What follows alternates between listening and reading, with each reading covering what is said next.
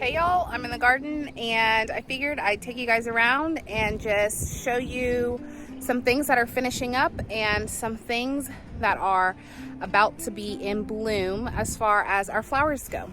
I've been showing you guys this bed of phlox since the winter actually, and it's still going. I'm starting to get longer stems, straighter stems, so I'm still cutting from this. Here in the low country of South Carolina, I think today it was 81 degrees Fahrenheit, and we are right at mid-May. So this was started during the cool season, but it's still doing fairly well, even with the heat. Over here, this was our bed that had some stock in it. I think I also had Chinese forget-me-not in this bed. Forget-me-not wasn't holding up too well in our bouquets, so I went ahead and flipped this bed. I've still got some chives here on both ends actually, but I've got amaranth planted in this bed. There's a couple of bupleurum still left over here, some random yarrow, I think that might be down in there. But mainly I've got euphorbia and amaranth planted in here. And as you can see, the pests are really loving this one. So I can strip the foliage off of this and still use the flower. And I think that's what I'm gonna plan to do. If it's the case that the flower just gets decimated as well, then I'll just count amaranth as a trap crop, and hopefully that will keep these pests off of some of our other flowers. So this is emerald tassel amaranth I've got planted right here, and I've also got more of that in the in-ground bed over there. All right, these lilies right here are absolutely stunning and pretty much useless as far as I'm concerned, because as you can tell, they're facing downward. So if I were to go and try to use these in an arrangement, you really wouldn't get much out of them. These are actually just some flowers that I had planted prior to cutting and planting to sell. So they're blooming, they're beautiful, but they're here, and hopefully the pollinators will make use of them. This bed has also got some more forget-me-not in it, but as a cool season flower, it's just not really holding up very well to the heat. I can cut it and get it hydrated, but as far as leaving it on display, it just doesn't handle the heat well. And the farm stand is not cool, the markets are not cool, and so that is one that I probably won't invest too much more time and energy into. Got some sweet peas growing the trellis, and there are a few blooms back here that's sort of fallen down. I'm coming out and I'm cutting daily for the most part, so there aren't constantly a whole lot of flowers out here. As you can see, everything looks really green, and that's just because I need to be cutting when these flowers are ready to be picked for the ideal vase life. And with a lot of flowers, that's actually before they are fully opened.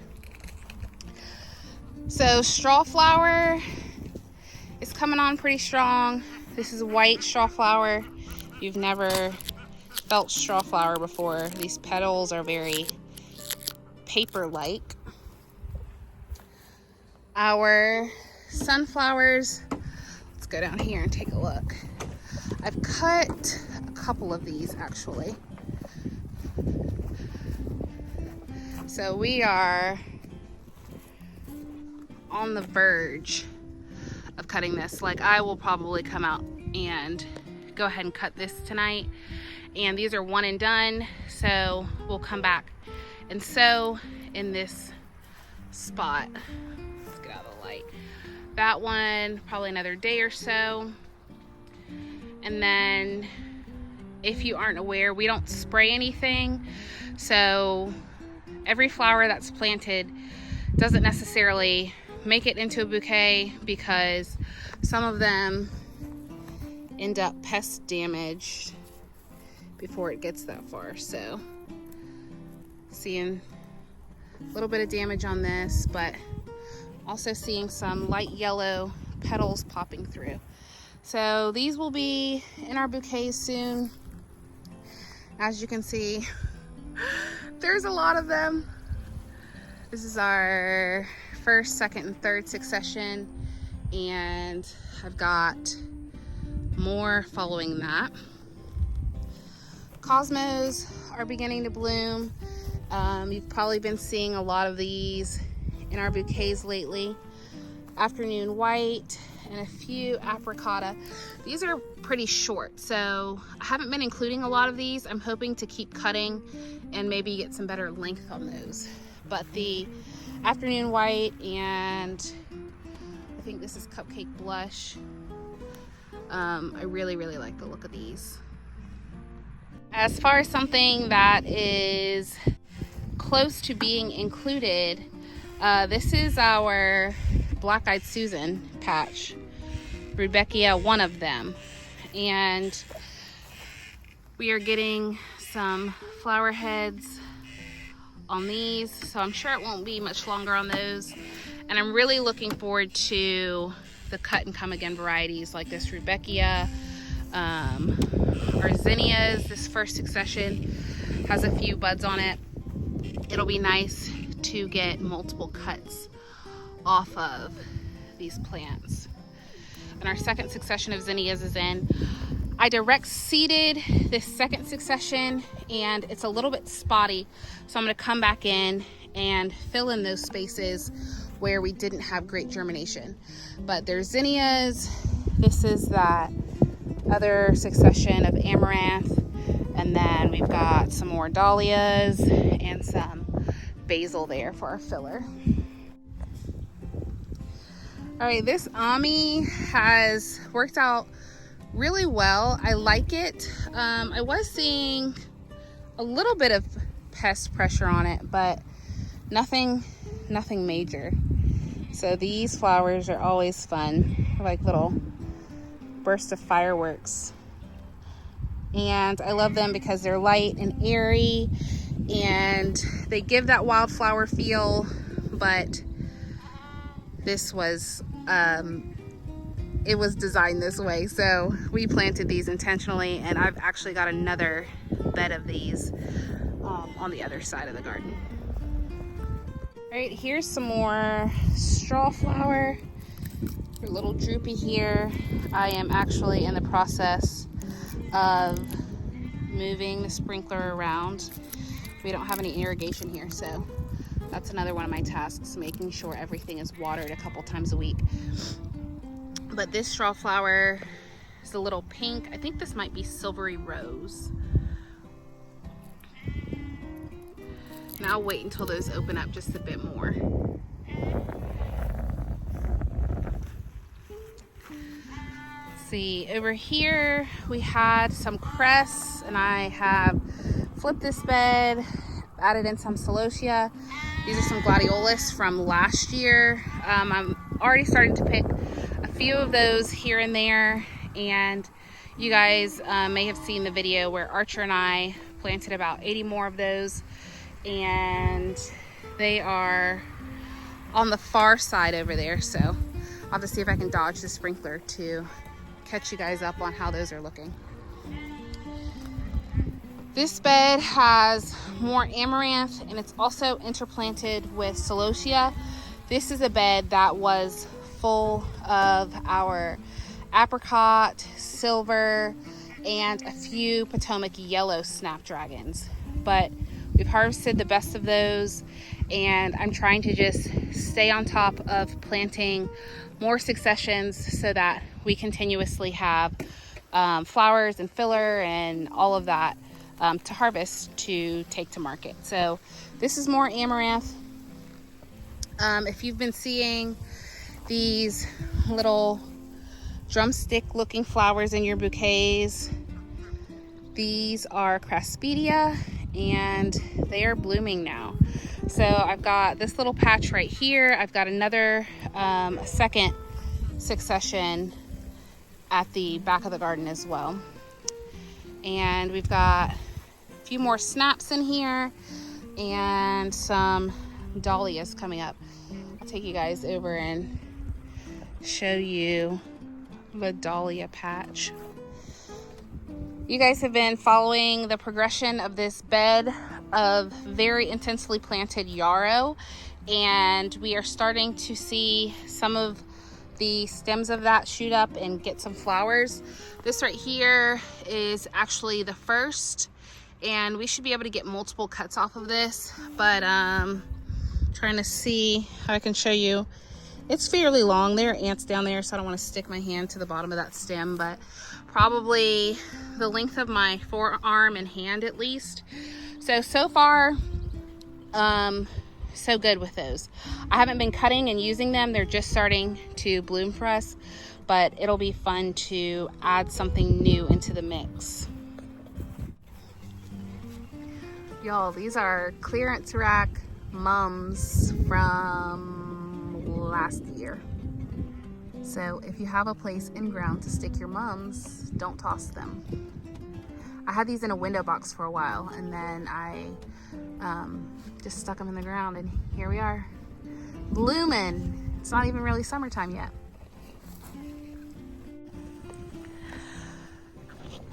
Okay, so you guys know that I cut in a couple. Oh yeah, more peas.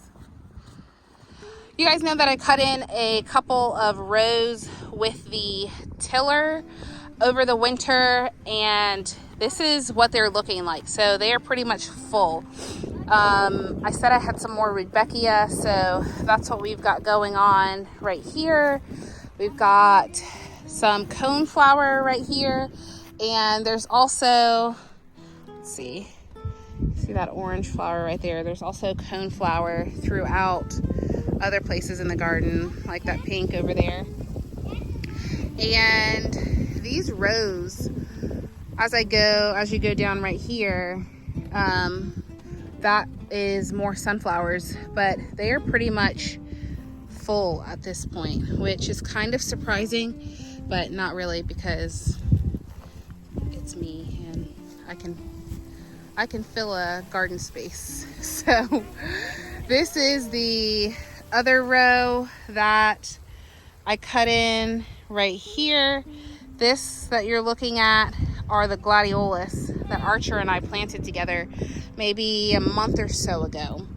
And here are the tomatoes that I didn't trellis. If you're looking for a bumper crop of tomatoes and plant health, definitely trellis them because it's hot and humid here.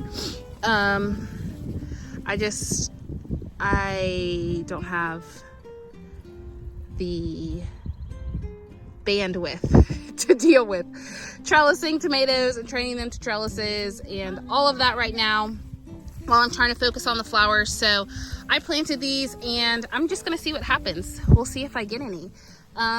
So far there are lots of little tomatoes on here. I do see this one that's looking pretty gross, so I'll toss that. But the rest of them, let's see, they don't look half bad. And there's lots of them. So we'll see what happens. We might return some to the earth and like this, bugs, worms. It's kind of hard to switch gears and not be able to focus on absolutely everything. But as far as just trying to do something really well and business, I would really like to focus on the flowers. So yes, we are still growing some food, but that's kind of a secondary project for us right now. Here are a few more tomatoes coming on. I think this is Amish paste. I'm gonna have to dodge the sprinkler. And let's see I mean, considering the fact that I'm not really paying these a whole lot of attention, we're not doing too bad. We're still gonna get some homegrown tomatoes, so that's nice. Here are the German green plants, and got more tomatoes on here. I don't want to pull these branches too much, but yeah, they're setting fruit. So this is my first time sort of leaving the plants to do their own thing.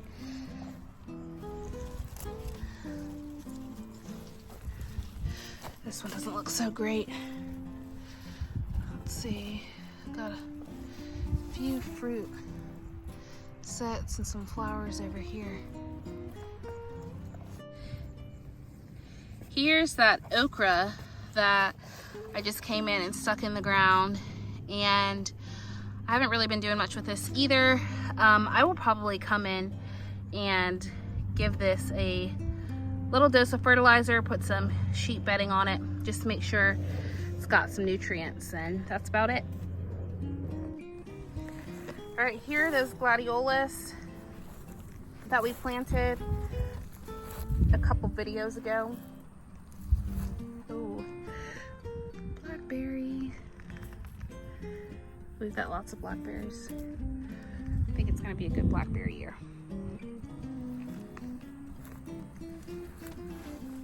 The gladiolus came up really quickly, I feel like. I actually need to get more of those in the ground. Okay, come on. And then this last little section right here is the coreopsis.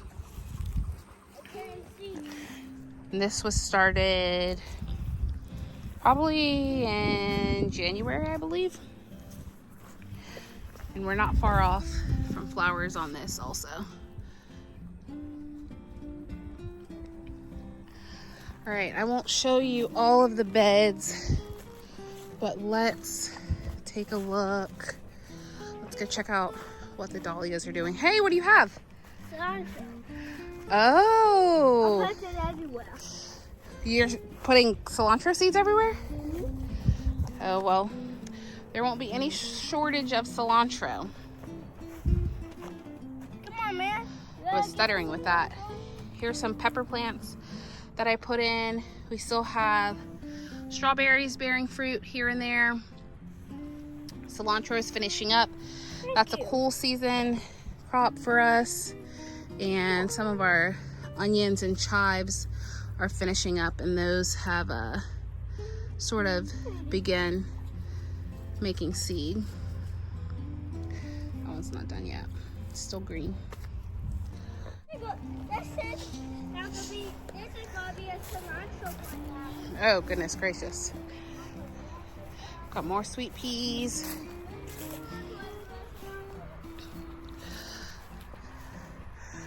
Okay, so here are some dahlias that we put in this year.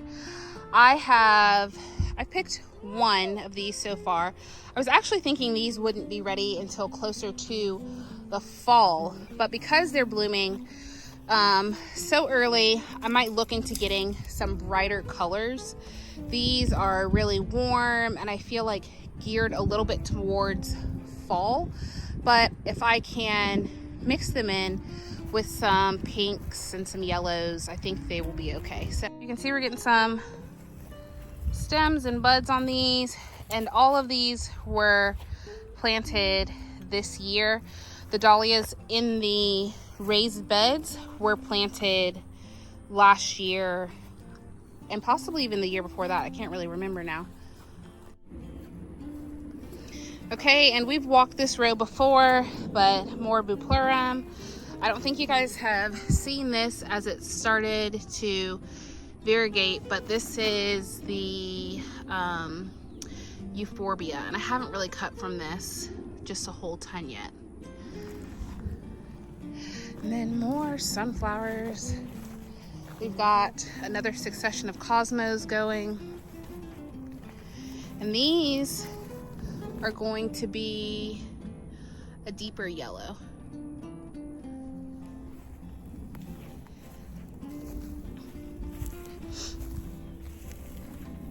Do a little bit of Gomphrena.